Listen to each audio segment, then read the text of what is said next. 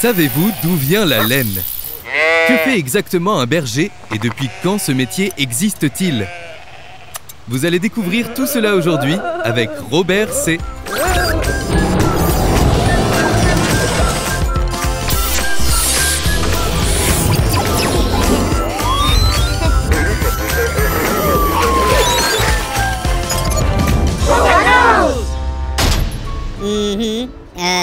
Oui.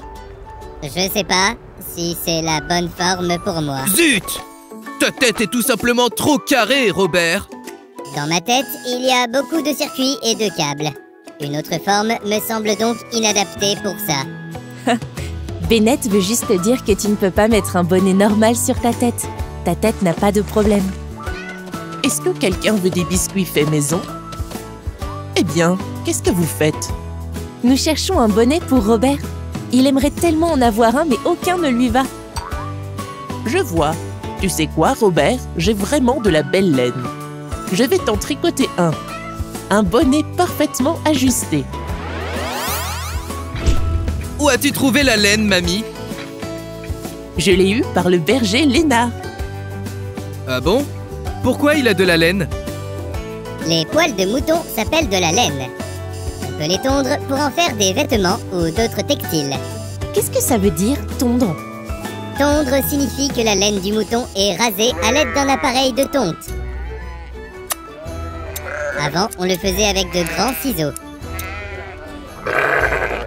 Et maintenant? Aujourd'hui, on utilise surtout des tondeuses électriques. Mais les moutons n'ont-ils pas besoin de la laine eux-mêmes? La laine des moutons leur tient chaud en hiver. Mais les moutons d'aujourd'hui ne la perdent plus en été. C'est pourquoi ils doivent être tondus. Cela leur permet de ne pas avoir trop chaud.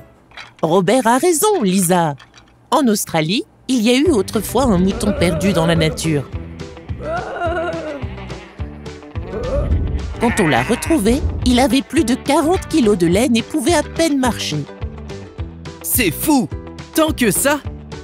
Oui, c'est vrai. 40 kilos, soit environ 4 caisses d'eau. En comparaison, un mouton normal a environ 2 à 5 kilos de laine. Mais ça doit faire mal de se faire tondre. Non, le berger procède tout en douceur et ne rase que la laine. Et tout ça pour un peu de laine? Non, pas seulement. Les moutons produisent également du lait qui peut être utilisé pour faire du fromage. En plus, ils sont souvent utilisés pour l'entretien du paysage. L'entretien du paysage? Si les prairies ne sont pas tondues régulièrement, elles deviennent broussailleuses.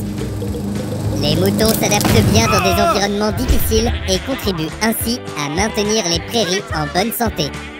En plus, ils piétinent le sol et empêchent ainsi les glissements de terrain. Et que fait un berger toute la journée? Rester à côté des moutons? Non, les bergers s'occupent de leur troupeau de moutons toute l'année. Ils veillent à ce que les moutons soient en bonne santé et toujours assez à manger. Mais les moutons ne mangent pas énormément? Oh que si! Les moutons mangent environ 1,5 à 3 kg d'herbe par jour. Un troupeau entier de moutons peut brouter une prairie de la taille d'un terrain de football en une journée. C'est pourquoi le troupeau doit aussi déménager régulièrement vers de nouvelles prairies. Ça a l'air d'être beaucoup de travail. Oh oui! Autrefois, les bergers se déplaçaient encore avec leurs troupeaux. Mais aujourd'hui, la plupart d'entre eux ont une bergerie et des pâturages permanents pour leurs moutons. Comment font-ils pour garder un si grand troupeau ensemble? Certains chiens sont spécialement dressés pour garder les troupeaux. On les appelle des chiens de berger. Comme il est mignon! Est-ce que les bergers existent depuis longtemps? Oh oui! Le métier de berger est l'un des plus anciens qui soit. Il y a 10 000 ans, les bergers existaient déjà. C'est fou! Ça fait une éternité! Oui, c'est vrai.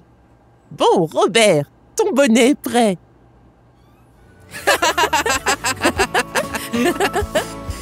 Je ne comprends pas. Pourquoi vous riez? Quelque chose ne va pas avec le bonnet? Non, c'est juste que tu as l'air très drôle. C'est bien. Je trouve que tu as l'air super! Comme un mouton avec des antennes. Alors, à la semaine prochaine, les enfants. Ciao!